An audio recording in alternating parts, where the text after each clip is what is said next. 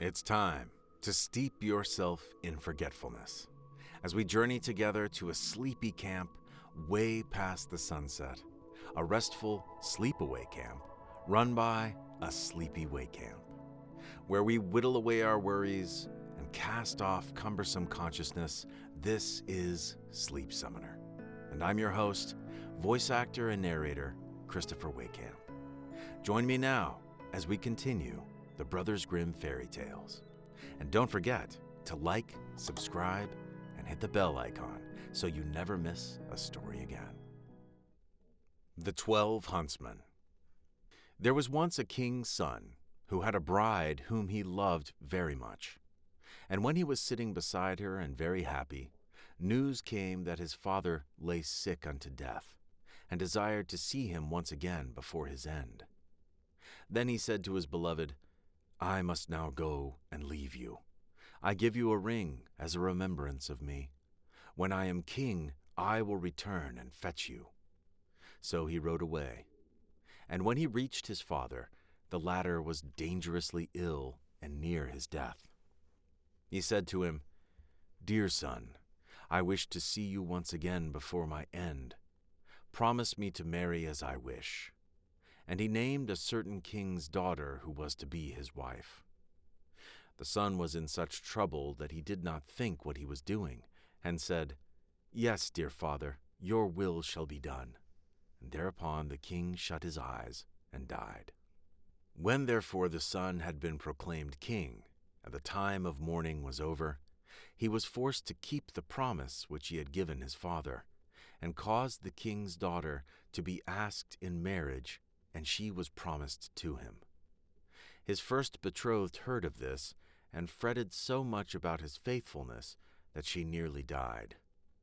Then her father said to her, "Dearest child, why are you so sad? You shall have whatsoever you will."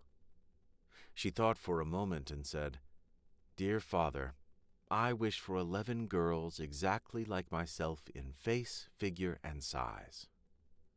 The father said, "If it be possible, your desire shall be fulfilled." And he caused a search to be made in his whole kingdom, until 11 young maidens were found who exactly resembled his daughter in face, figure, and size. When they came to the king's daughter, she had 12 suits of huntsmen's clothes made, all alike, and the 11 maidens had to put on the huntsmen's clothes, and she herself put on the 12th suit. Thereupon she took her leave of her father, and rode away with them, and rode to the court of her former betrothed, whom she loved so dearly. Then she asked if he required any huntsmen, and if he would take all of them into his service. The king looked at her, and did not know her, but as they were such handsome fellows, he said, "Yes," and that he would willingly take them. And now they were the king's 12 huntsmen. The king, however, had a lion, which was a wondrous animal, for he knew all concealed and secret things. It came to pass that one evening he said to the king, "You think you have 12 huntsmen?" "Yes," said the king. "They are 12 huntsmen." The lion continued, "You are mistaken. They are 12 girls." The king said, "That cannot be true. How will you prove that to me?" "Oh, just let some peas be strewn in the antechamber," answered the lion, "and then you will soon see. Men have a firm step, and when they walk over peas, none of them stir. But girls trip and skip and drag their feet, and the peas roll about." The king was well pleased with the counsel, and caused the peas to be strewn. There was, however, a servant of the king's who favored the huntsmen, and when he heard that they were going to be put to this test, he went to them and repeated everything, and said, "The lion wants to make the king believe that you are girls." Then the king's daughter thanked him, and said to her maidens, "Show some strength, and step firmly on the peas." So next morning, when the king had the 12 huntsmen called before him, and they came into the antechamber where the peas were lying, they stepped so firmly on them, and had such a strong, sure walk, that not one of the peas either rolled or stirred. Then they went away again, and the king said to the lion, "You have lied to me. They walk just like men." The lion said, "They have been informed that they were going to be put to the test, and have assumed some strength. Just let 12 spinning wheels be brought into the antechamber, and they will go to them and be pleased with them. That is what no man would do." The king liked the advice, and had the spinning wheels placed in the antechamber. But the servant, who was well disposed to the huntsmen, went to them and disclosed the project. So when they were alone, the king's daughter said to her 11 girls, "Show some constraint and do not look round at the spinning wheels." And next morning, when the king had his 12 huntsmen summoned, they went through the antechamber and never once looked at the spinning wheels. Then the king again said to the lion, "You have deceived me. They are men, for they have not looked at the spinning wheels."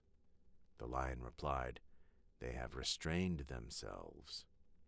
The king, however, would no longer believe the lion. The 12 huntsmen always followed the king to the chase, and his liking for them continually increased. Now it came to pass that once when they were out hunting, news came that the king's bride was approaching. When the true bride heard that, it hurt her so much that her heart was almost broken, and she fell fainting to the ground.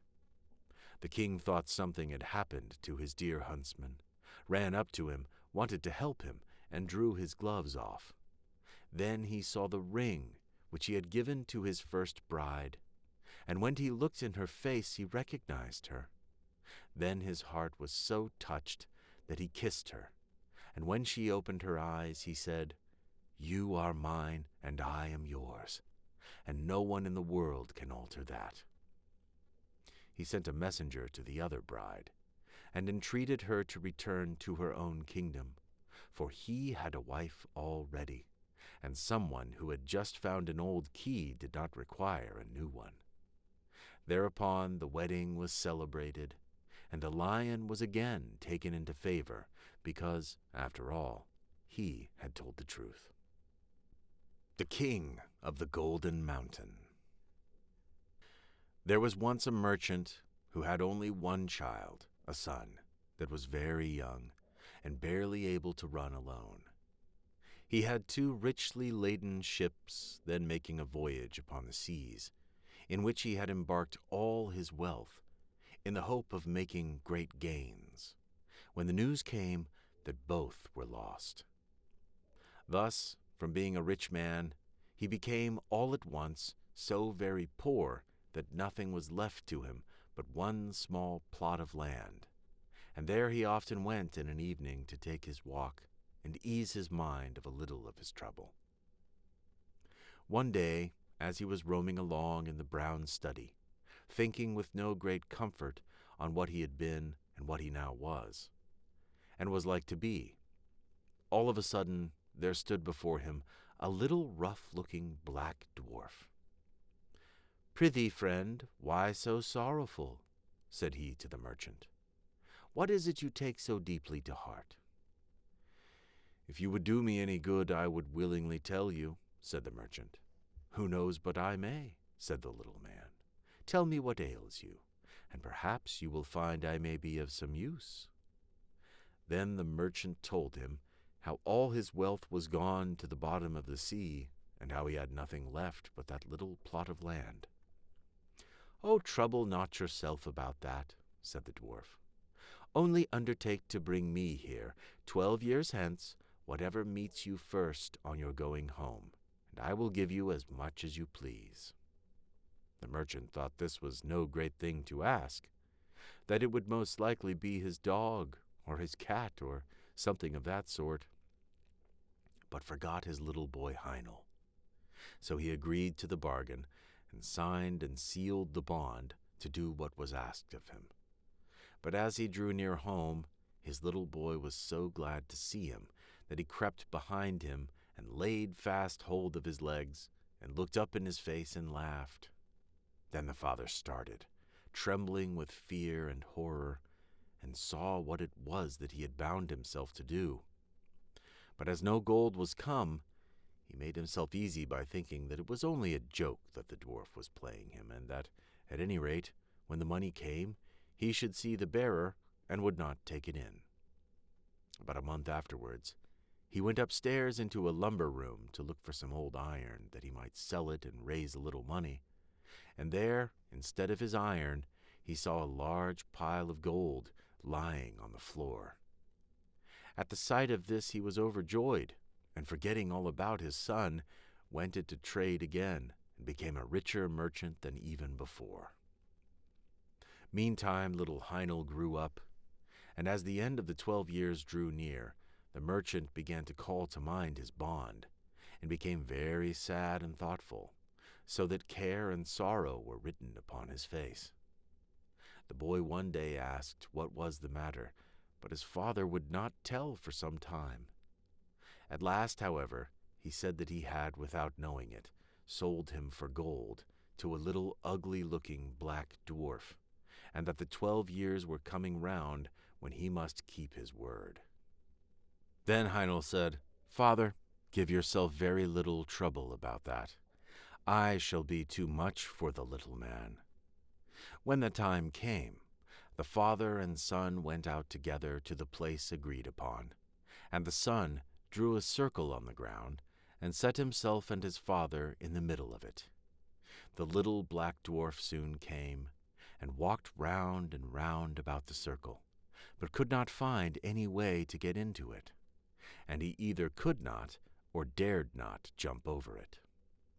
At last the boy said to him, "Have you anything to say to us, my friend, or what do you want?" Now Heinel had found a friend in a good fairy that was fond of him, and had told him what to do, for this fairy knew what good luck was in store for him. "Have you brought me what you said you would?" said the dwarf to the merchant. The old man held his tongue, but Heinel said again, "What do you want here?" The dwarf said, "I come to talk with your father, not with you." "You have cheated and taken in my father," said the son. "Pray give him up his bond at once." "Fair and softly," said the little old man. "Right is right.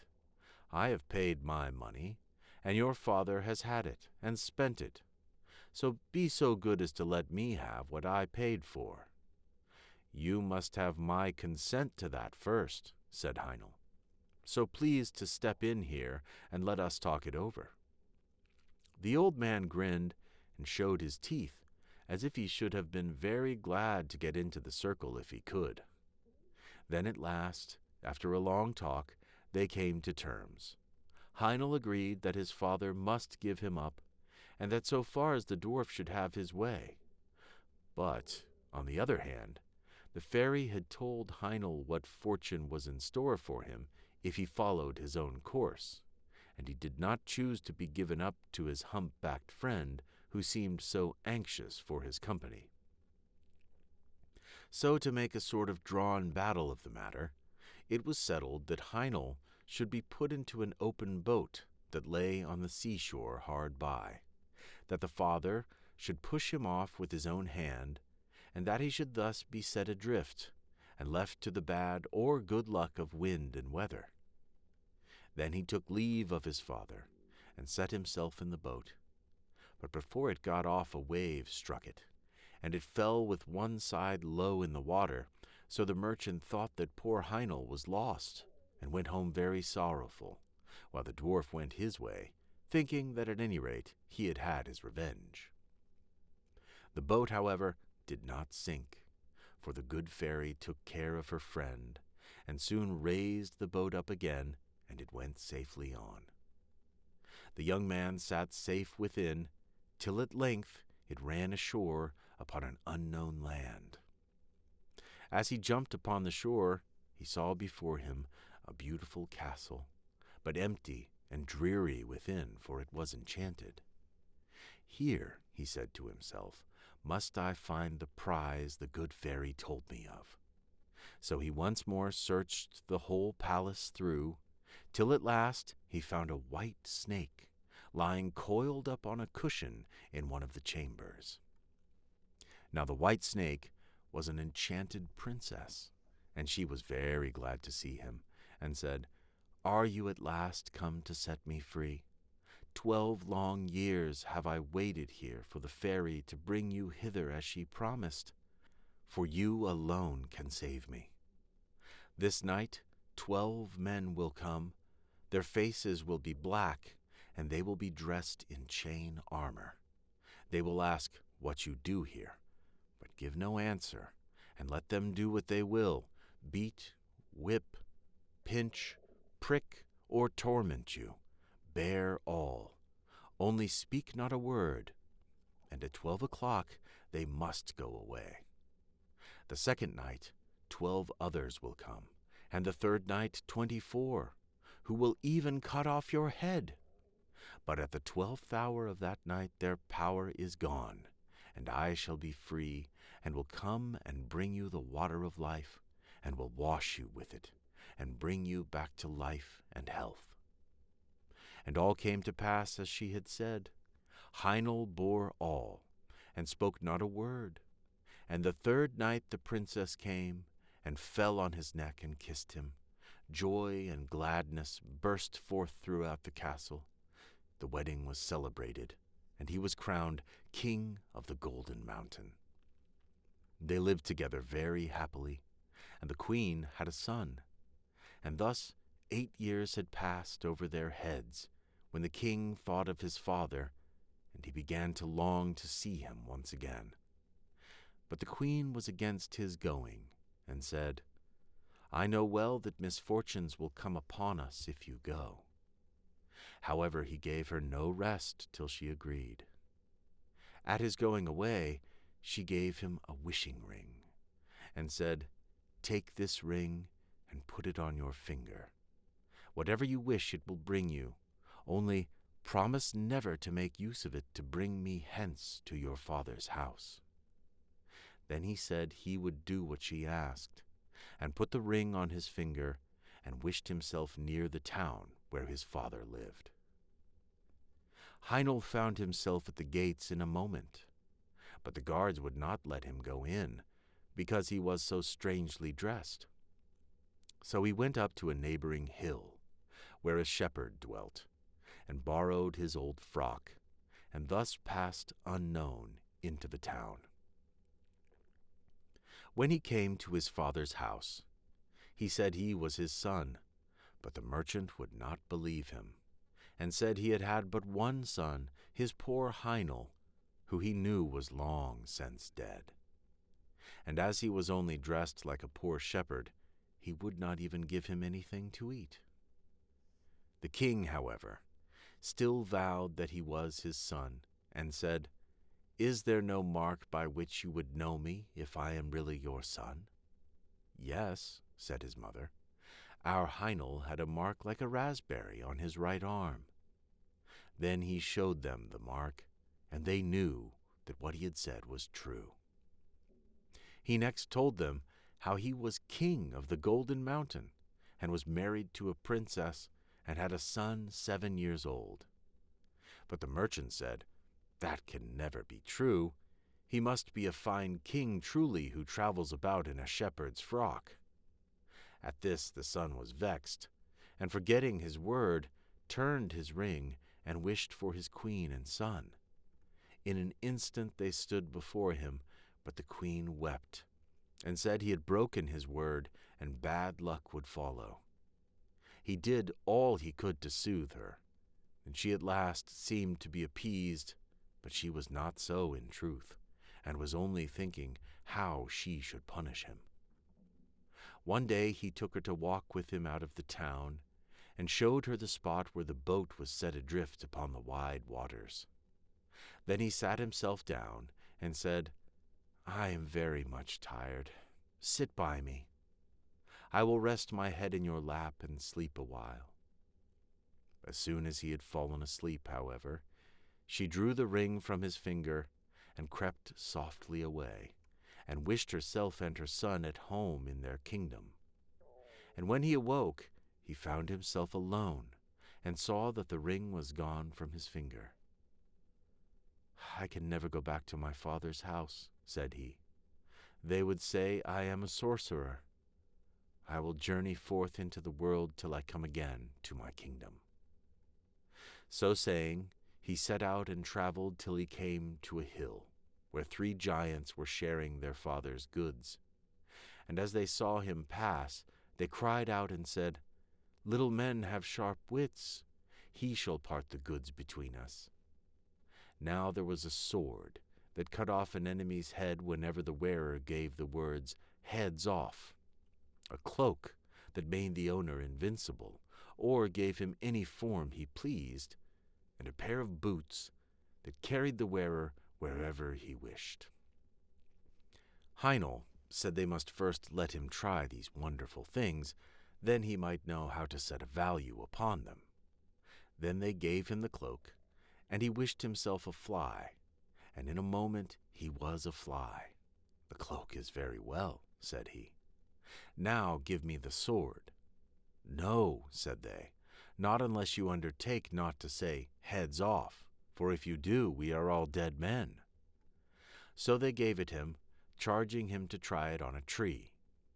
He next asked for the boots also, and the moment he had all 3 in his power, he wished himself at the Golden Mountain, and there he was at once.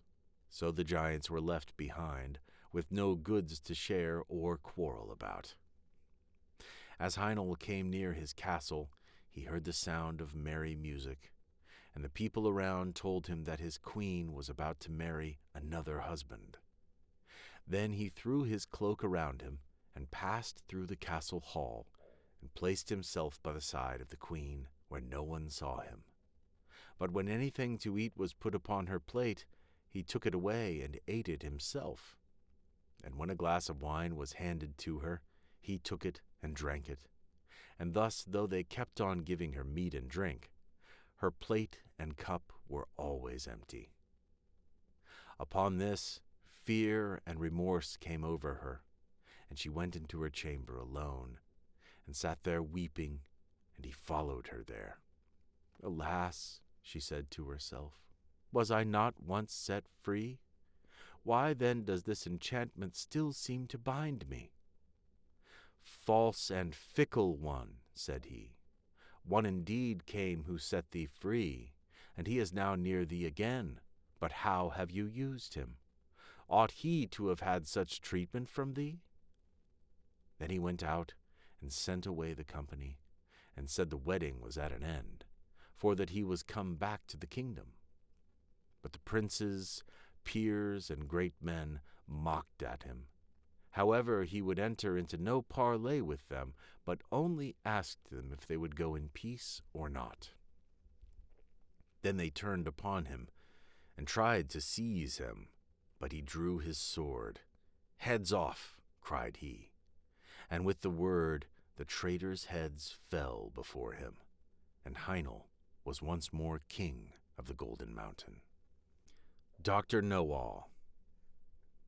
There was once upon a time a poor peasant called Crab, who drove with 2 oxen a load of wood to the town, and sold it to a doctor for 2 talers.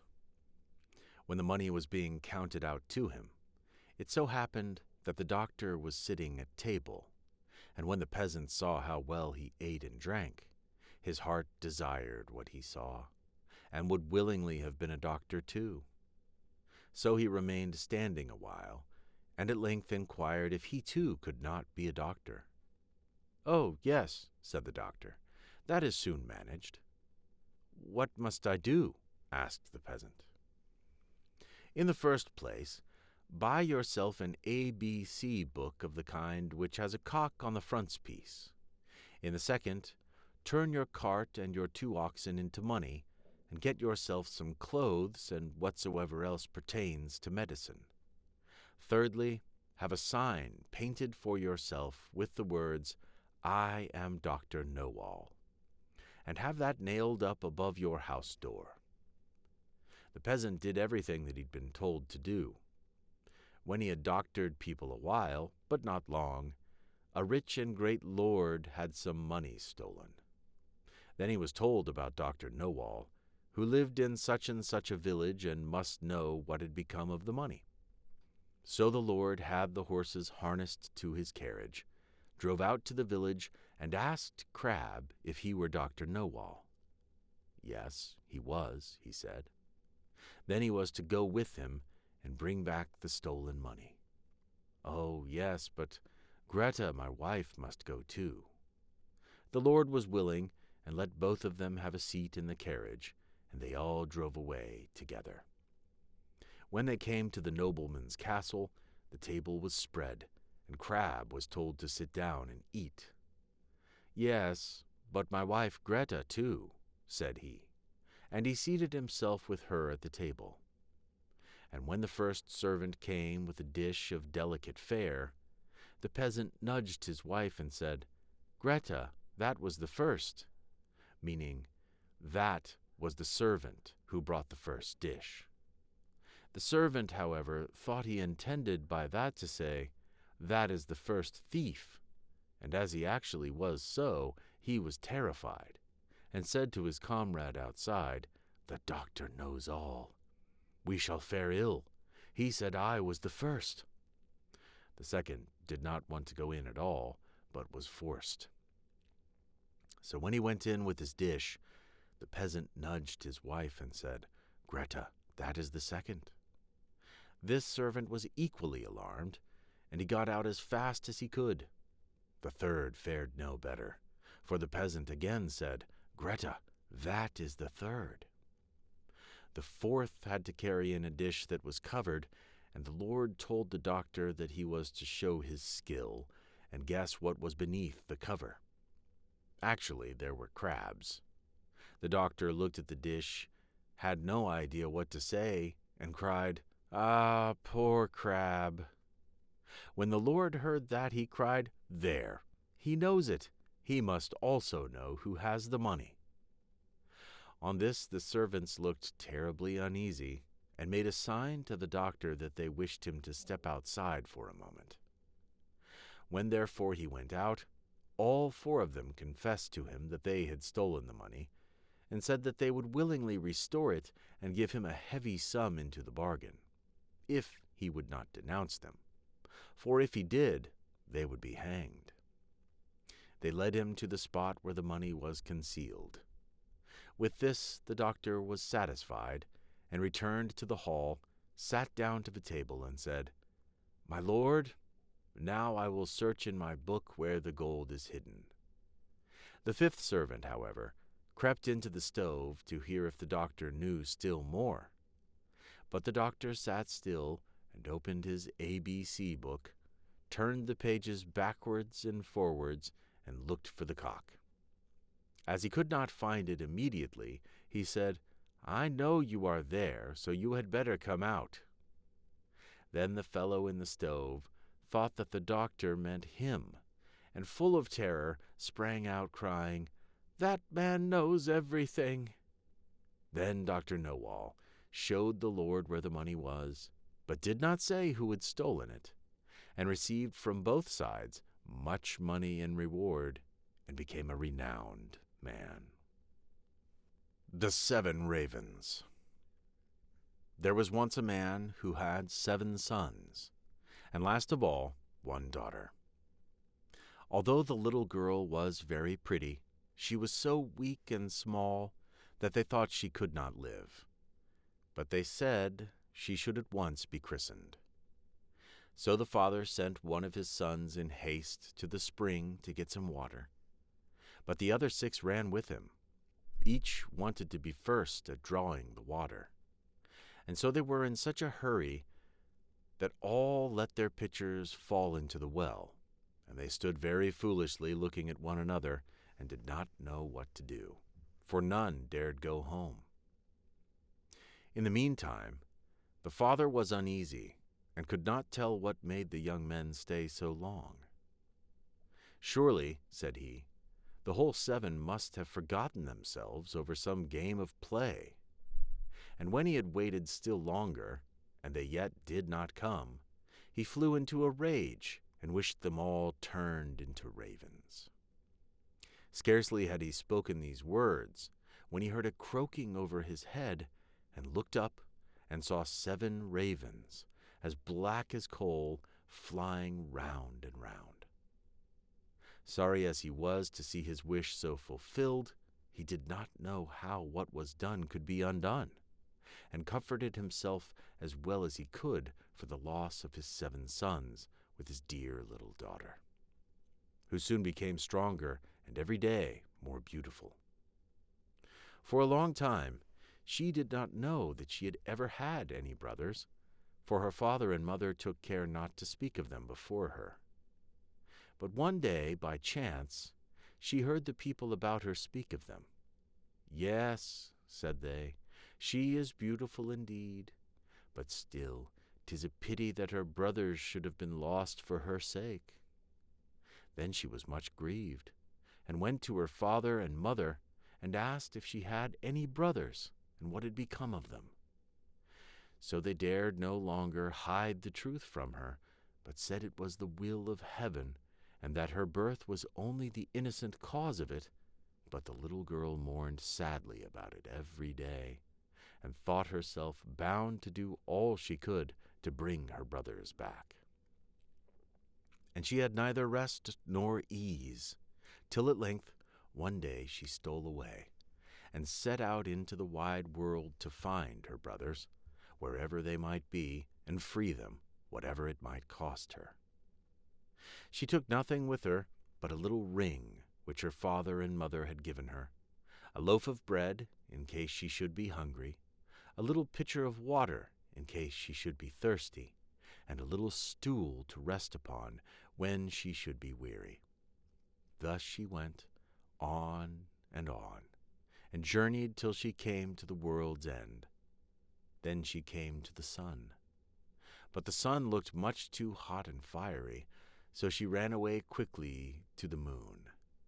But the moon was cold and chilly, and said, "I smell flesh and blood this way." So she took herself away in a hurry, and came to the stars.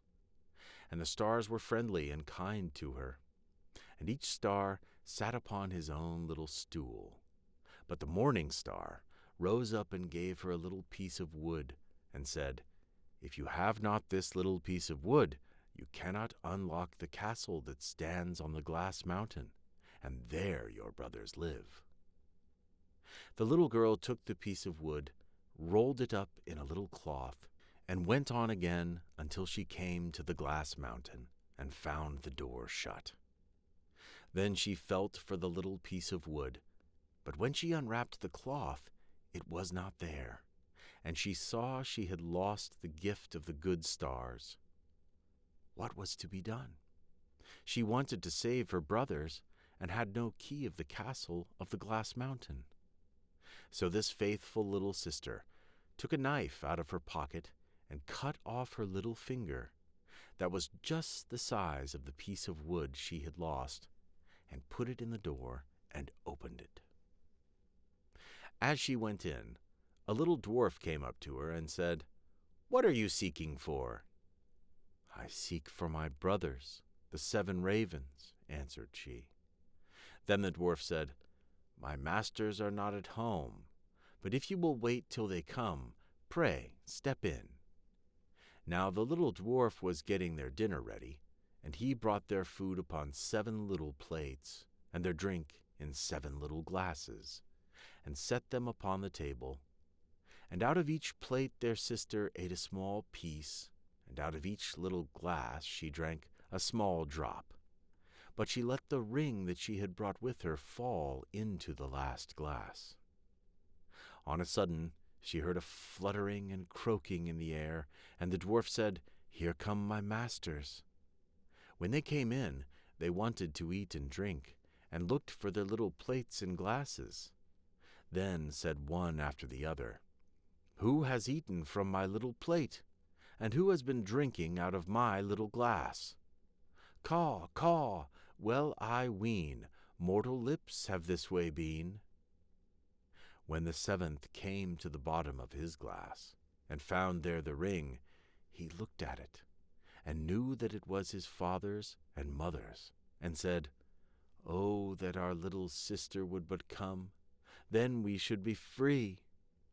When the little girl heard this, for she stood behind the door all the time and listened, she ran forward, and in an instant all the ravens took their right forms again, and all hugged and kissed each other and went merrily home. The Wedding of Mrs. Fox. There was once upon a time an old fox with 9 tails, who believed that his wife was not faithful to him and wished to put her to the test. He stretched himself out under the bench and did not move a limb, and behaved as if he were stone dead. Mrs. Fox went up to her room, shut herself in, and her maid, Miss Cat, sat by the fire and did the cooking. When it became known that the old fox was dead, suitors presented themselves. The maid heard someone standing at the house door knocking. She went and opened it, and it was a young fox, who said, "What may you be about, Miss Cat? Do you sleep or do you wake?" She answered, "I am not sleeping, I am waking. Would you know what I am making? I am boiling warm beer with butter. Will you be my guest for supper?" "No, thank you, miss," said the fox. "What is Mrs. Fox doing?" The maid replied, "She is sitting in her room, moaning in her gloom, weeping her little eyes quite red, because old Mr. Fox is dead." "Do just tell her, miss, that a young fox is here who would like to woo her." "Certainly, young sir." The cat goes up the stairs, trip, trap. The door she knocks at, tap, tap, tap. "Mistress Fox, are you inside?" "Oh, yes, my little cat," she cried. "A wooer he stands at the door out there. What does he look like, my dear?" "Has he 9 tails as beautiful as the late Mr. Fox?" "Oh, no," answered the cat, "he has only 1. Then I will not have him." Miss Cat went downstairs and sent the wooer away. Soon afterwards there was another knock, and another fox was at the door who wished to woo Miss Fox. He had 2 tails, but he did not fare better than the first. After this, still more came, each with 1 tail more than the other, but they were all turned away, until at last one came who had 9 tails, like old Mr. Fox. When the widow heard that, she said joyfully to the cat, "Now open the gates and doors all wide, and carry old Mr. Fox outside." But just as the wedding was going to be solemnized, old Mr. Fox stirred under the bench and cudgeled all the rabble and drove them and Mrs. Fox out of the house. When old Mr. Fox was dead, the wolf came as a suitor and knocked at the door, and the cat who was servant to Mrs. Fox opened it for him. The wolf greeted her and said, "Good day, Mrs. Cat of Carrowit. How comes it that you alone sit? What are you making good?" The cat replied, "In milk I'm breaking bread so sweet. Will you be my guest and eat?" "No, thank you, Mrs. Cat," answered the wolf. "Is Mrs. Fox not at home?" The cat said, "She sits upstairs in her room, bewailing her sorrowful doom, bewailing her trouble so sore, for old Mr. Fox is no more." The wolf answered, "If she's in want of a husband now, then will it please her to step below?"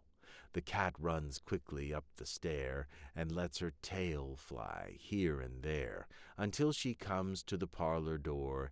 With her 5 gold rings at the door, she knocks. "Are you within, good Mistress Fox? If you're in want of a husband now, then will it please you to step below?" Mrs. Fox asked, "Has the gentleman red stockings on, and has he a pointed mouth?" "No," answered the cat. "Then he won't do for me." When the wolf was gone, came a dog, a stag, a hare, a bear, a lion, and all the beasts of the forest, one after the other. But one of the good qualities which old Mr. Fox had possessed was always lacking, and the cat had continually to send the suitors away. At length came a young fox. Then Mrs. Fox said, "Has the gentleman red stockings on, and has a little pointed mouth?" "Yes," said the cat, "he has." "Then let him come upstairs," said Mrs. Fox, and ordered the servant to prepare the wedding feast. "Sweep me the room as clean as you can, up with the window, fling out my old man, for many a fine fat mouse he brought, yet of his wife he never thought, but ate up every one he caught." Then the wedding was solemnized with young Mr. Fox, and there was much rejoicing and dancing, and if they have not left off, they are dancing still. The Salad. As a merry young huntsman was once going briskly along through a wood, there came up a little old woman, and said to him, good day, you seem merry enough, but I am hungry and thirsty. Do pray give me something to eat." The huntsman took pity on her, and put his hand in his pocket and gave her what he had. Then he wanted to go his way, but she took hold of him and said, "Listen, my friend, to what I am going to tell you. I will reward you for your kindness. Go your way, and after a little time you will come to a tree where you will see 9 birds sitting on a cloak. Shoot into the midst of them, and one will fall down dead. The cloak will fall too. Take it.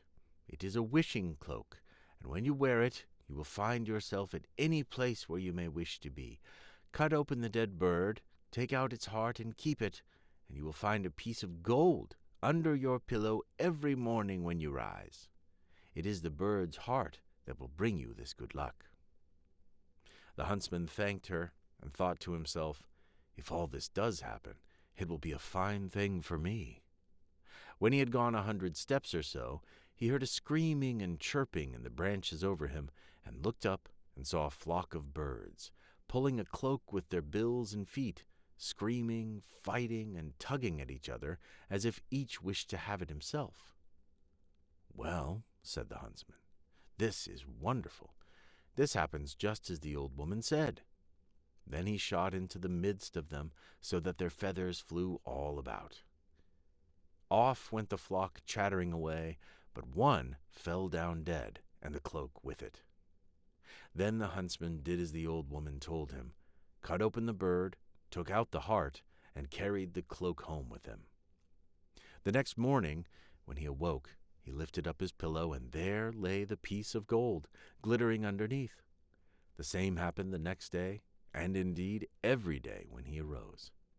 He heaped up a great deal of gold, and at last thought to himself, "Of what use is this gold to me whilst I am home? I will go out into the world and look about me." Then he took leave of his friends, and hung his bag and bow about his neck, and went his way. It so happened that his road one day led through a thick wood, at the end of which was a large castle in a green meadow, and at one of the windows stood an old woman with a very beautiful young lady by her side, looking about them. Now the old woman was a witch, and said to the young lady, "There is a young man coming out of the wood, who carries a wonderful prize. We must get it away from him, my dear child, for it is more fit for us than for him. He has a bird's heart that brings a piece of gold under his pillow every morning." Meantime the huntsman came nearer, and looked at the lady, and said to himself, "I have been traveling so long that I should like to go into this castle and rest myself, for I have money enough to pay for anything I want." But the real reason was that he wanted to see more of the beautiful lady. Then he went into the house, and was welcomed kindly, and it was not long before he was so much in love that he thought of nothing else but looking at the lady's eyes, and doing everything that she wished. Then the old woman said, "Now is the time for getting the bird's heart." So the lady stole it away, and he never found any more gold under his pillow, for it lay now under the young lady's, and the old woman took it away every morning, but he was so much in love that he never missed his prize. "Well," said the old witch, "we have got that bird's heart, but not the wishing cloak yet, and that we must also get." "Let us leave him that," said the young lady. "He has already lost his wealth." Then the witch was very angry, and said, "Such a cloak is very rare, and it's a wonderful thing. I must and I will have it." So she did as the old woman told her, and set herself at the window, and looked about the country, and seemed very sorrowful. Then the huntsman said, "What makes you so sad?" "Alas, dear sir," said she, "yonder lies the granite rock where all the costly diamonds grow. And I want so much to go there that whenever I think of it I cannot help but be sorrowful. For who can reach it? Only the birds and the flies. Man cannot." "If that's all your grief," said the huntsman, "I'll take you there with all my heart." So he drew her under his cloak, and the moment he wished to be on the granite mountain they were there. The diamonds glittered so on all sides that they were delighted with the sight, and picked up the finest. But the old witch made a deep sleep come upon him, and he said to the young lady, "Let us sit down and rest ourselves a little. I am so tired that I cannot stand any longer." So they sat down, and he laid his head in her lap and fell asleep. And whilst he was sleeping on, she took the cloak from his shoulders, hung it on her own, picked up the diamonds, and wished herself home again. When he awoke and found that his lady had tricked him and left him alone on the wild rock, he said, "Alas, what roguery there is in the world!" And there he sat in great grief and fear, not knowing what to do. Now this rock belonged to fierce giants who lived upon it. And as he saw 3 of them striding about, he thought to himself, "I can only save myself by feigning to be asleep." So he laid himself down as if he were in a sound sleep. When the giants came up to him, the first pushed him with his foot and said, "What worm is this that lies here curled up?" "Tread upon him and kill him," said the second. "It's not worth the trouble," said the third. "Let him live. He'll go climbing higher up the mountain, and some cloud will come rolling and carry him away." And they passed on. But the huntsman had heard all they said, and as soon as they were gone, he climbed to the top of the mountain, and when he had sat there a short time, a cloud came rolling around him, and caught him in a whirlwind, and bore him along for some time, till it settled in a garden, and he fell quite gently to the ground amongst the greens and cabbages. Then he looked around him and said, "I wish I had something to eat. If not, I shall be worse off than before. For here I see neither apples nor pears, nor any kind of fruits, nothing but vegetables." At last he thought to himself, "I can eat salad. It will refresh and strengthen me." So he picked out a fine head and ate of it. But scarcely had he swallowed 2 bites when he felt himself quite changed, and saw with horror that he was turned into a donkey. However, he still felt very hungry, and the salad tasted very nice, so he ate on till he came to another kind of salad, and scarcely had he tasted it when he felt another change come over him, and soon saw that he was lucky enough to have found his old shape again. Then he laid himself down, and slept off a little of his weariness, and when he awoke the next morning, he broke off a head both of the good and the bad salad, and thought to himself, "This will help me to my fortune again, and enable me to pay off some folks for their treachery." So he went away to try and find the castle of his friends, and after wandering about a few days, he luckily found it. Then he stained his face all over brown, so that even his mother would not have known him, and went into the castle and asked for a lodging. "I'm so tired," said he, "that I can go no further." "Countryman," said the witch, "who are you, and what is your business?" "I am," said he, "a messenger sent by the king to find the finest salad that grows under the sun. I've been lucky enough to find it, and have brought it with me, but the heat of the sun scorches so that it begins to wither, and I don't know that I can carry it farther." When the witch and the young lady heard of this beautiful salad, They longed to taste it and said, "Dear countryman, let us just taste it." "To be sure," answered he. "I have 2 heads of it with me, and will give you 1. So he opened his bag and gave them the bad. Then the witch herself took it into the kitchen to be dressed, and when it was ready she could not wait till it was carried up, but took a few leaves immediately and put them in her mouth. And scarcely were they swallowed when she lost her own form and ran braying down into the court in the form of a donkey.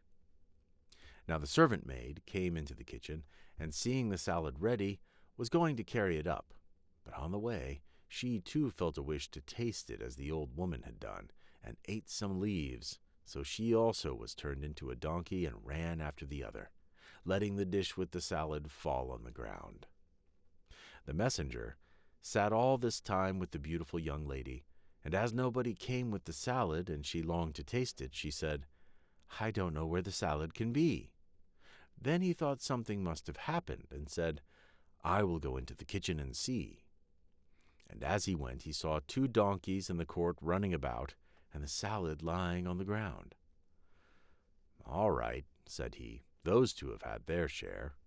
Then he took up the rest of the leaves, and laid them on the dish, and brought them to the young lady, saying, "I bring you the dish myself, that you may not wait any longer." So she ate of it, and like the others, ran off into the court, braying away.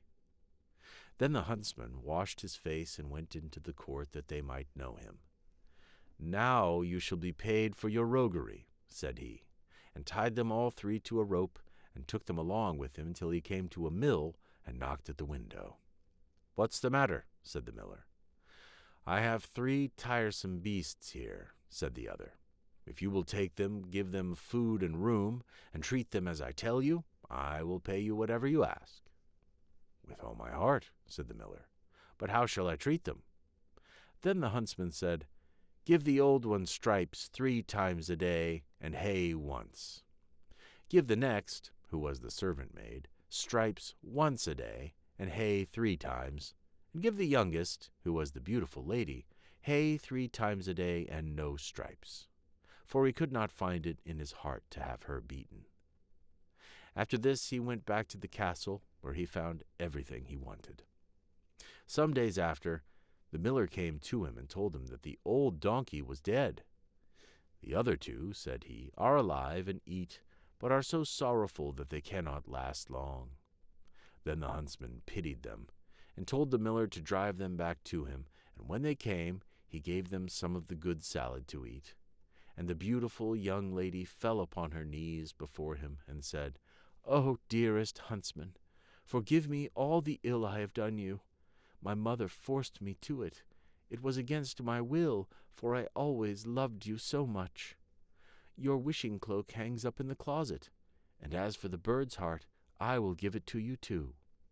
But," he said, "keep it. It will be just the same thing, for I mean to make you my wife."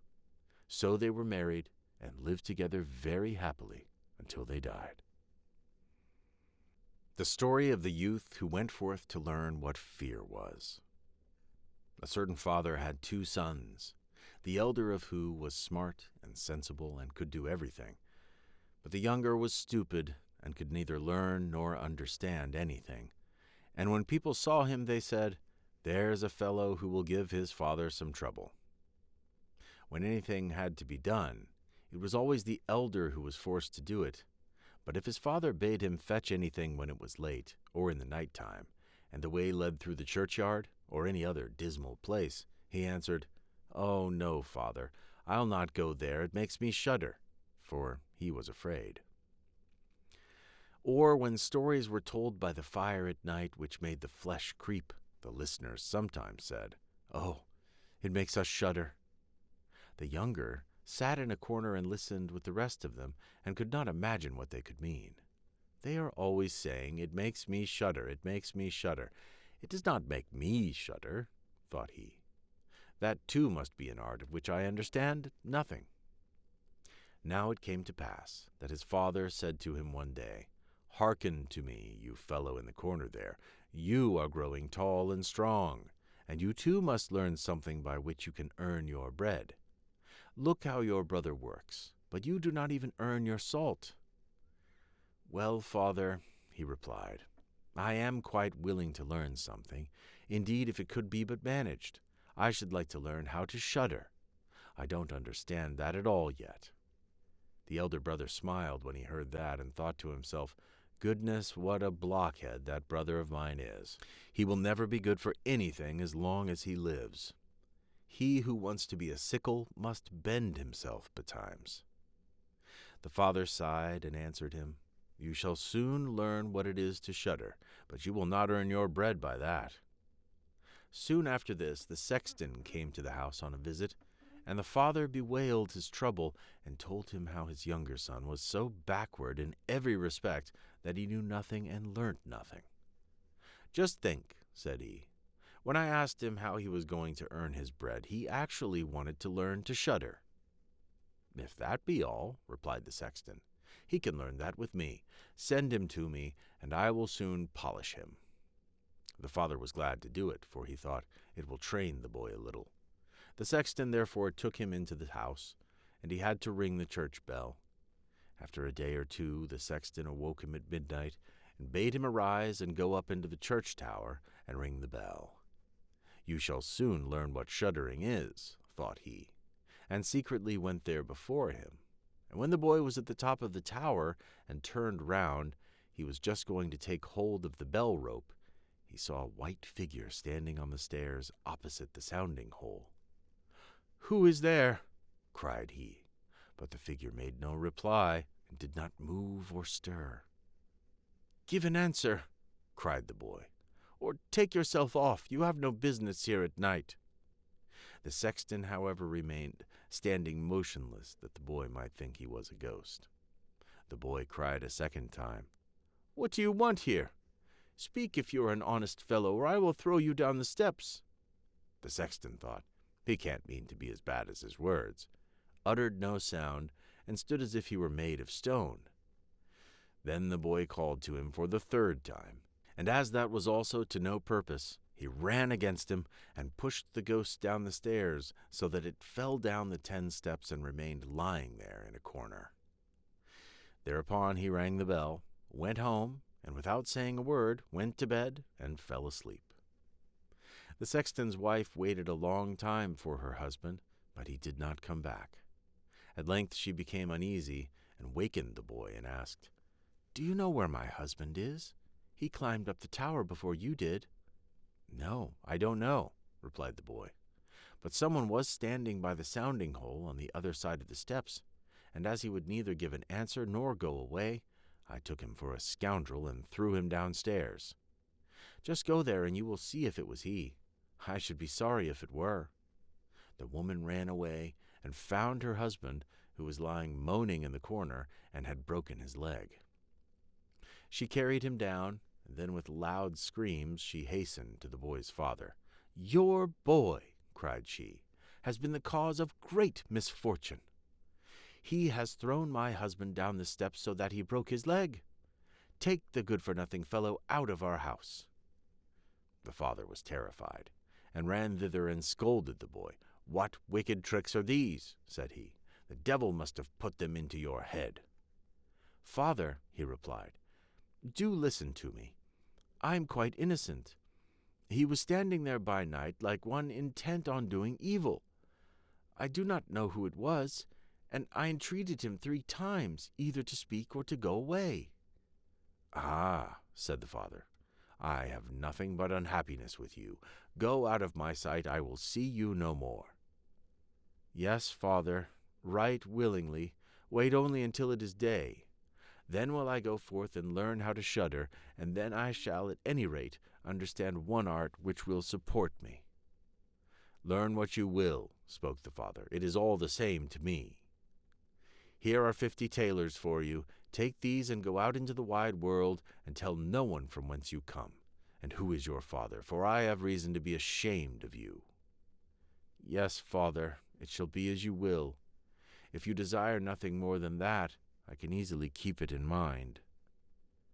When the day dawned, therefore, the boy put his 50 tailors into his pocket, and went forth on the great highway, and continually said to himself, If I could but shudder!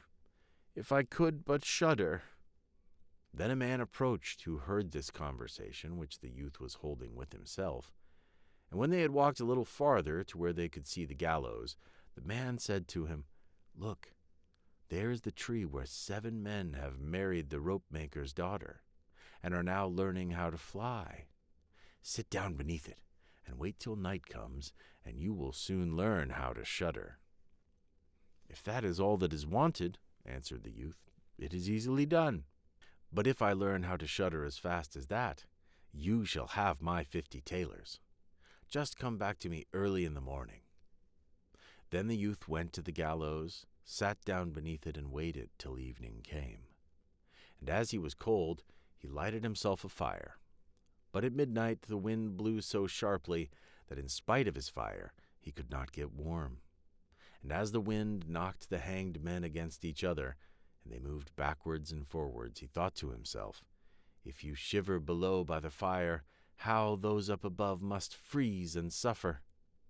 And as he felt pity for them, he raised the ladder and climbed up, unbound one of them after the other, and brought down all 7.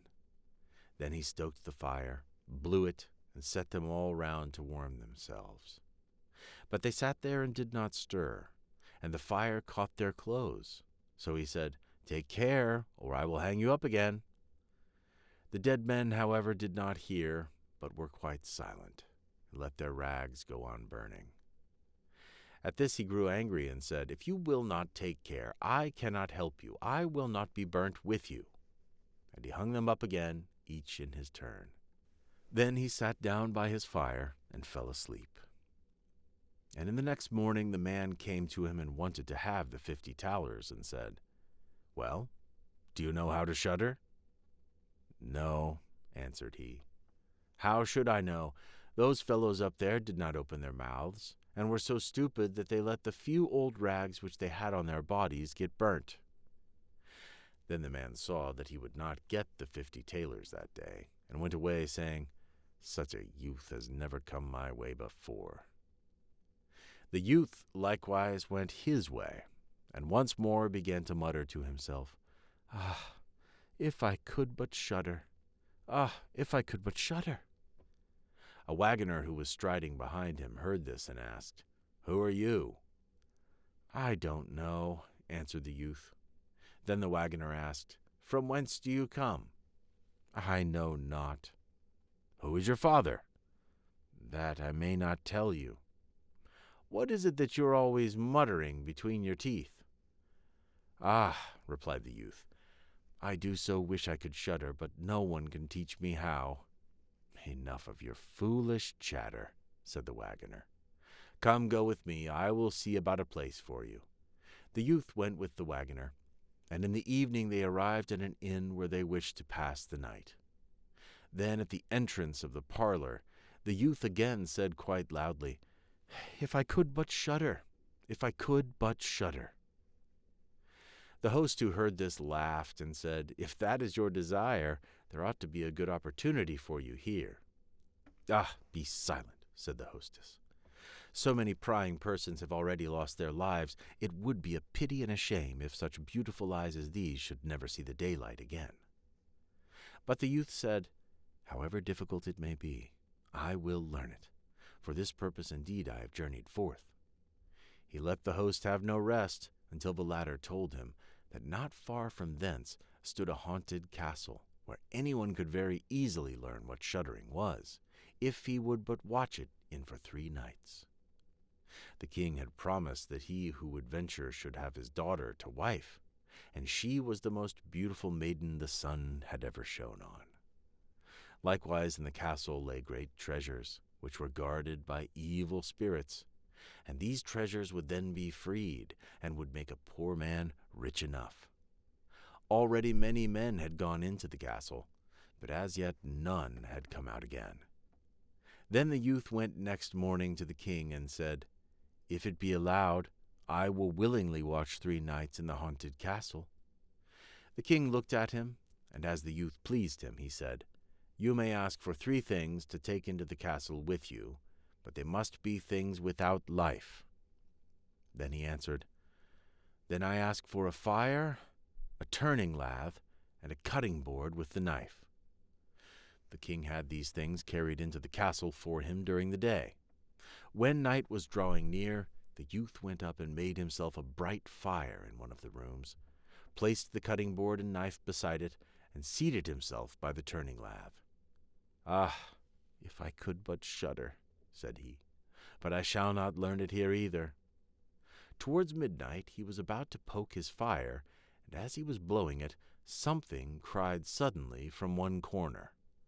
"Ah, how cold are we!"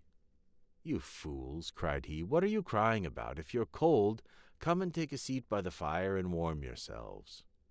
And when he had said that, 2 great black cats came with one tremendous leap and sat down on either side of him and looked savagely at him with their fiery eyes.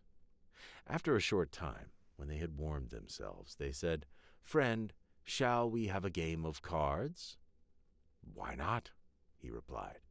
"But just show me your paws." Then they stretched out their claws. "Oh," said he, "what long nails you have! Wait, I must first cut them for you." Thereupon he seized them by the throats, put them on the cutting board, and screwed their feet fast. "I have looked at your fingers," said he, "and my fancy for card-playing has gone." And he struck them dead and threw them out into the water. But when he had made away with these 2, and was about to sit down again by his fire, out from every hole and corner came black cats and black dogs with red-hot chains, and more of them came until he could no longer move, and they yelled horribly, and got on his fire, pulled it to pieces, and tried to push it out.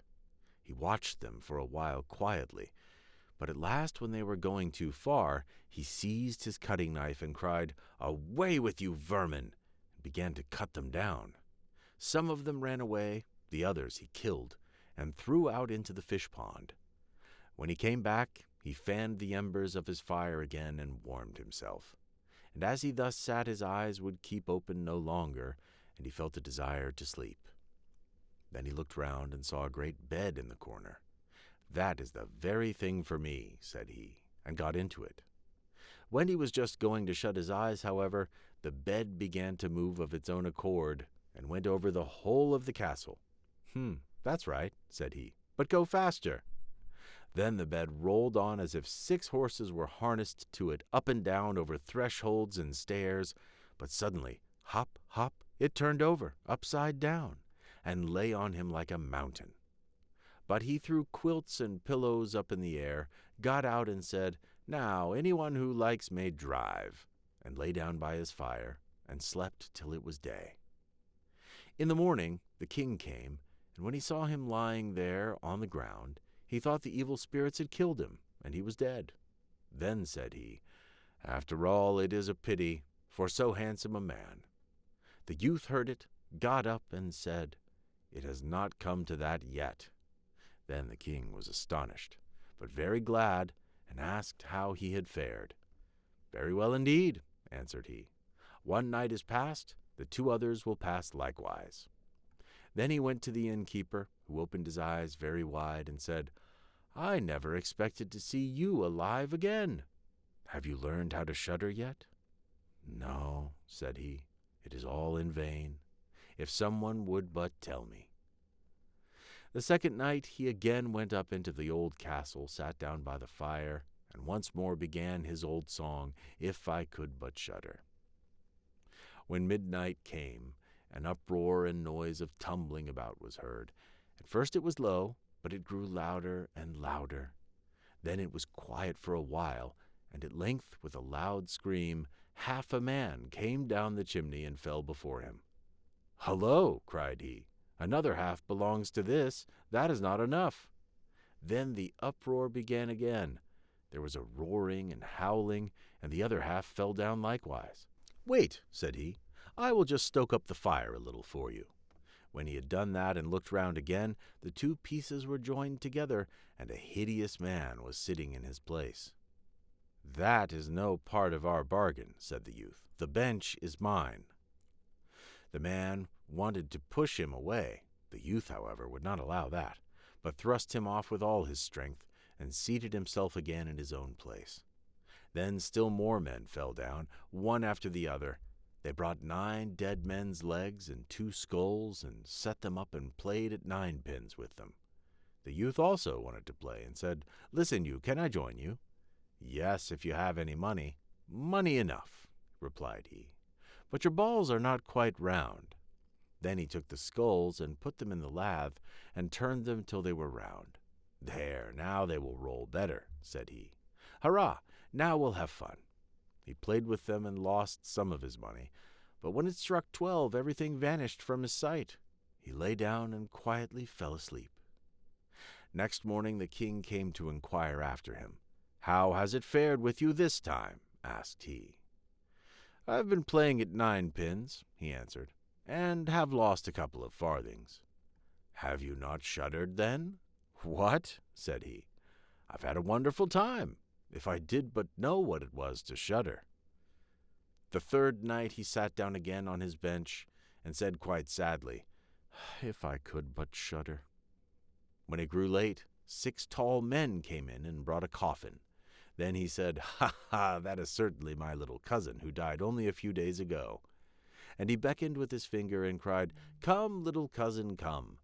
They placed the coffin on the ground, but he went to it and took the lid off, and a dead man lay therein. He felt his face, but it was cold as ice. "Wait," said he, "I will warm you a little," and went to the fire and warmed his hand and laid it on the dead man's face, but he remained cold. Then he took him out and sat down by the fire and laid him on his breast and rubbed his arms, that his blood might circulate again. And this also did no good. He thought to himself, when 2 people lie in bed together, they warm each other, and carried him to the bed, covered him over, and lay down by him. After a short time the dead man became warm too, and began to move. Then said the youth, "See, little cousin, have I not warmed you?" The dead man, however, got up and cried, "Now I will strangle you." "What?" said he. "Is that the way you thank me? You shall at once go into your coffin again." And he took him up, threw him into it, and shut the lid. Then came the 6 men and carried him away. "I cannot manage to shudder," said he. "I shall never learn it here as long as I live." Then a man entered who was taller than all others and looked terrible. He was old, however, and had a long white beard. "You wretch," cried he, "you shall soon learn what it is to shudder, for you shall die." "Not so fast," replied the youth. "If I am to die, I shall have to have a say in it." "I will soon seize you," said the fiend. "Softly, softly, do not talk so big. I am as strong as you are, and perhaps even stronger." "We shall see," said the old man. "If you are stronger, I will let you go. Come, we will try." Then he led him by dark passages to a smith's forge, took an axe, and with one blow struck an anvil into the ground. "I can do better than that," said the youth, and went to the other anvil. The old man placed himself near and wanted to look on, and his white beard hung down. Then the youth seized the axe, split the anvil with one blow, and in it caught the old man's beard. "Now I have you," said the youth. "Now it is your turn to die." Then he seized an iron bar and beat the old man till he moaned and entreated him to stop, when he would give him great riches. The youth drew out the axe and let him go. The old men led him back into the castle, and in a cellar showed him 3 chests full of gold. "Of these," said he, "one part is for the poor, the other for the king, the 3rd is yours." In the meantime it struck 12, and the spirit disappeared so that the youth stood in darkness. "I shall still be able to find my way out," said he, and felt about, found the way into the room, and slept there by his fire. Next morning the king came and said, "Now you must have learnt what shuddering is." "No," he answered. "What can it be? My dead cousin was here, and a bearded man came and showed me a great deal of money down below, but no one told me what it was to shudder." "Then," said the king, "you have saved the castle and shall marry my daughter." "That's all very well," said he, but still I do not know what it is to shudder." Then the gold was brought up and the wedding celebrated. But however so much the young king loved his wife and however happy he was, he still said always, "If I could but shudder, if I could but shudder." And this at last angered her. Her waiting maid said, "I will find a cure for him. He shall soon learn what it is to shudder." She went out to the stream, which flowed through the garden, and had a whole bucket full of gudgeons brought out to her. At night, when the young king was sleeping, his wife was to draw the clothes off him and empty the bucket full of cold water with the gudgeons in it over him, so that the little fishes would sprawl about. Then he awoke up and cried, "Oh, what makes me shudder so? What makes me shudder so, dear wife? Ah, now I know what it is to shudder." King Grizzlybeard. A great king of a land far away in the east had a daughter who was very beautiful, but so proud and haughty and conceited that none of the princes who came to ask her in marriage was good enough for her, and she only made sport of them. Once upon a time, the king held a great feast and asked thither all her suitors. And they all sat in a row, ranged according to their rank, kings and princes and dukes and earls and counts and barons and knights. Then the princess came in, and as she passed by them, she had something spiteful to say to every one. The first was too fat. "He's as round as a tub," said she. The next was too tall. "What a maypole," said she. The next was too short. "What a dumpling," said she. The fourth was too pale, and she called him Wall-face. The fifth was too red, so she called him Coxcomb. The sixth was not straight enough, so she said he was like a green stick that had been laid to dry over a baker's oven. And thus she had some joke to crack upon every one. But she laughed more than all at a good king who was there. "Look at him," said she. "His beard is like an old mop. He shall be called Grizzlybeard." So the king got the nickname of Grizzlybeard. But the old king was very angry when he saw how his daughter behaved, and how she ill-treated all his guests, and he vowed that, willing or unwilling, she should marry the first man, be he prince or beggar, that came to the door. 2 days after, there came by a traveling fiddler, who began to play under the window and beg alms. And when the king heard him, he said, "Let him come in." So they brought in a dirty-looking fellow, and when he had sung before the king and the princess, he begged a boon. The king said, "You have sung so well that I will give you my daughter for your wife." The princess begged and prayed, but the king said, "I have sworn to give you to the first comer, and I will keep my word." So words and tears were of no avail. The parson was sent for, and she was married to the fiddler. When this was over, the king said, "Now get ready to go. You must not stay here. You must travel on with your husband." Then the fiddler went his way and took her with him, and they soon came to a great wood. "Pray," said she, "whose is this wood?" "It belongs to King Grizzlybeard," answered he. "Hadst thou taken him, all had been thine." "Ah, unlucky wretch that I am," sighed she. "Would that I had married King Grizzlybeard." Next they came to some fine meadows. "Whose are these beautiful green meadows?" said she. "They belong to King Grizzlybeard. Hadst thou taken him, they had all been thine." "Ah, unlucky wretch that I am," said she. "Would that I had married King Grizzlybeard." Then they came to a great city. "Whose is this noble city?" said she. "It belongs to King Grizzlybeard. Hadst thou taken him, it had all been thine." "Ah, wretch that I am," sighed she. "Why did I not marry King Grizzlybeard?" "That is no business of mine," said the fiddler.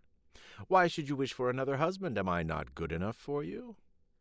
At last they came to a small cottage. "What a paltry place," said she. "To whom does that dirty little hole belong?" Then the fiddler said, "This is your and my house, where we are to live." "Where are your servants?" cried she. "What do we want with servants?" said he. "You must do for yourself whatever is to be done. Now, make the fire, and put on water and cook my supper, for I am very tired." But the princess knew nothing of making fires and cooking, and the fiddler was forced to help her. When they had eaten a very scanty meal, they went to bed. But the fiddler called her up very early in the morning to clean the house. Thus they lived for 2 days. And when they had eaten up all there was in the cottage, the man said, "Wife, we can't go on thus, spending money and earning nothing. You must learn to weave baskets." Then he went out and cut willows, brought them home, and she began to weave, but it made her fingers very sore. "I see this work won't do," said he. "Try and spin, perhaps you will do that better." So she sat down and tried to spin, but the threads cut her tender fingers till the blood ran. "See now," said the fiddler, "you are good for nothing. You can do no work. What a bargain I have got. However, I'll try and set up a trade in pots and pans, and you shall stand in the market and sell them." "Alas," sighed she, "if any of my father's court should pass by and see me standing in the market, how they will laugh at me." But her husband did not care for that, and said she must work if she did not wish to die of hunger. At first the trade went well, for many people, seeing such a beautiful woman, went to buy her wares, and paid their money without thinking of taking away the goods. They lived on this as long as it lasted, and then her husband bought a fresh lot of ware, and she sat herself down with it in the corner of the market. But a drunken soldier soon came by, and rode his horse against her stall, and broke all her goods into 1,000 pieces. Then she began to cry, and knew not what to do. "Ah, what will become of me?" said she. "What will my husband say?" So she ran home and told him all. "Who would have thought you would have been so silly," said he, "as to put an earthenware stall in the corner of the market where everybody passes? But let us have no more crying. I see you are not fit for this sort of work, so I've been to the king's palace and asked if they did not want a kitchen maid, and they say they will take you, and there you'll have plenty to eat." Thus the princess became a kitchen maid, and helped the cook to do all the dirtiest work. But she was allowed to carry home some of the meat that was left, and on this they lived. She had not been there long before she heard that the king's eldest son was passing by, going to be married, and she went to one of the windows and looked out. Everything was ready, and all the pomp and brightness of the court was there.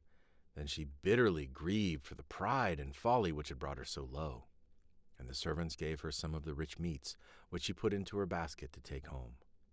All of a sudden, as she was going out, in came the king's son in golden clothes, and when he saw a beautiful woman at the door, he took her by the hand, and said she should be his partner in the dance. But she trembled for fear, for she saw that it was King Grisly who was making sport of her. However, he kept fast hold and led her in, and the cover of the basket came off so that the meats in it fell about. Then everybody laughed and jeered at her, and she was so abashed that she wished herself 1,000 feet deep in the earth. She sprang to the door to run away, but on the steps King Grisly overtook her, brought her back, and said, "Fear me not. I am the fiddler who has lived with you in the hut. I brought you there because I really loved you. I am also the soldier that overset your stall. I have done all this only to cure you of your silly pride, and to show you the folly of your ill treatment of me. Now all is over. You have learnt wisdom, and it is time to hold our marriage feast." Then the chamberlains came and brought her the most beautiful robes, and her father and his whole court were there already, and welcomed her home on her marriage. Joy was in every face and every heart. The feast was grand. They danced and sang. All were merry, and I only wish that you and I had been of the party. CatSkin. There was once a king whose queen had hair of the purest gold, and was so beautiful that her match was not to be met with on the whole face of the earth. But this beautiful queen fell ill, and when she felt that her end drew near, she called the king to her and said, "Promise me that you will never marry again, unless you meet with a wife who is as beautiful as I am, and who has golden hair like mine." Then, when the king was in his grief promised all she asked, she shut her eyes and died. But the king was not to be comforted, and for a long time never thought of taking another wife. At last, however, his wise men said, "This will not do. The king must marry again, that we may have a queen." So messengers were sent far and wide to seek for a bride as beautiful as the late queen. But there was no princess in the world so beautiful, and if there had been, still there was not one to be found who had golden hair. So the messengers came home, and had had all their trouble for nothing. Now the king had a daughter who was just as beautiful as her mother, and had the same golden hair. And when she was grown up, the king looked at her and saw that she was just like this late queen. Then he said to his courtiers, "May I not marry my daughter? She is the very image of my dead wife. Unless I have her, I shall not find any bride upon the whole earth. And you say there must be a queen." When the courtiers heard this, they were shocked, and said, "Heaven forbid that a father should marry his daughter. Out of so great a sin no good can come." And his daughter was also shocked, but hoped the king would soon give up such thoughts. So she said to him, "Before I marry anyone, I must have 3 dresses. One must be of gold, like the sun, another must be of shining silver, like the moon, and a third must be dazzling as the stars. Besides this, I want a mantle of 1,000 different kinds of fur put together, to which each beast in the kingdom must give a part of his skin." And thus she thought he would think of the matter no more. But the king made the most skillful workmen in his kingdom weave the 3 dresses, one golden like the sun, another silvery like the moon, and a third sparkling like the stars. And his hunters were told to hunt out all the beasts in his kingdom, and to take the finest fur out of their skins, and thus a mantle of 1,000 furs was made. When all were ready, the king sent them to her. But she got up in the night when all were asleep, and took 3 of her trinkets, a golden ring, a golden necklace, and a golden brooch, and packed the 3 dresses of the sun, the moon, and the stars up in a nutshell, and wrapped herself up in the mantle made of all sorts of fur, besmeared her face and hands with soot. Then she threw herself upon heaven for help in her need, and went away, and journeyed on the whole night, till at last she came to a large wood, and she was very tired. She sat herself down in the hollow of a tree, and soon fell asleep. And there she slept on till it was midday. Now as the king to whom the wood belonged was hunting in it, his dogs came to the tree, and began to snuff about, and run round and bark. "Look sharp," said the king to the huntsman, "and see what sort of game lies there." And the huntsman went up to the tree, and when they came back again, said, "In the hollow tree there lies a most wonderful beast, such as we never saw before. Its skin seems to be of 1,000 kinds of fur, but there it lies, fast asleep." "See," said the king, "if you can catch it alive, and we will take it with us." So the huntsman took it up, and the maiden awoke and was greatly frightened, and said, "I am a poor child that has neither father nor mother left. Have pity on me, and take me with you." Then they said, "Yes, Miss CatSkin, you will do for the kitchen. You can sweep up the ashes and do things of that sort." So they put her into the coach, and took her home to the king's palace. Then they showed her a little corner under the staircase, where no light of day ever peeped in, and said, "CatSkin, you may lie and sleep there." And she was sent into the kitchen, and made to fetch wood and water, to blow the fire, pluck the poultry, pick the herbs, sift the ashes, and do all the dirty work. Thus CatSkin lived for a very long time, sorrowfully. "Ah, pretty princess," thought she, "what will now become of thee?" But it happened one day that a feast was to be held in the king's castle, so she said to the cook, "May I go up a little while and see what is going on? I will take care and stand behind the door." And the cook said, "Yes, you may go, but be back again in half an hour's time, to rake out the ashes." Then she took her little lamp, and went into her cabin, and took off the fur skin, and washed the soot from off her face and hands, so that her beauty shone forth like the sun from behind the clouds. She next opened her nutshell, and brought out of it the dress that shone like the sun, and so went to the feast. Everyone made way for her, for nobody knew her, and they thought she could be no less than a king's daughter. But the king came up to her, and held out his hand, and danced with her, and he thought in his heart, "I never saw anyone half so beautiful." When the dance was at an end, she curtsied, and when the king looked round for her, she was gone. No one knew whither. The guards that stood at the castle gate were called in, but they had seen no one. The truth was that she had run into her little cabin, pulled off her dress, blackened her face and hands, put on the fur-skin cloak, and was CatSkin again. When she went into the kitchen to her work and began to rake the ashes, the cook said, "Let that alone till the morning, the heat and the king's soup. I should like to run up now and give a peep, but take care you don't let a hair fall into it, or you will run a chance of never eating again." As soon as the cook went away, CatSkin heated the king's soup and toasted a slice of bread first as nicely as ever she could, and when it was ready, she went and looked in the cabin for her little gold ring, and put it into the dish in which the soup was. When the dance was over, the king ordered his soup to be brought in, and it pleased him so well that he thought he had never tasted any so good before. At the bottom he saw a gold ring lying, and as he could not make out how it had got there, he ordered the cook to be sent for. The cook was frightened when he heard the order, and said to CatSkin, "You must have let a hair fall into the soup. If it be so, you will have a good beating." Then he went before the king and asked him who had cooked the soup. "I did," answered the cook. But the king said, "That is not true. It was better done than you could do it." Then he answered, "To tell the truth, I did not cook it, but CatSkin did." "Then let CatSkin come up," said the king. And when she came, he said to her, "Who are you?" "I'm a poor child," said she, "that has lost both father and mother." "How came you in my palace?" asked he. "I am good for nothing," said she, "but to be a scullion girl, and to have boots and shoes thrown at my head." "But how did you get the ring that was in the soup?" asked the king. Then she would not own that she knew anything about the ring, so the king sent her away again about her business.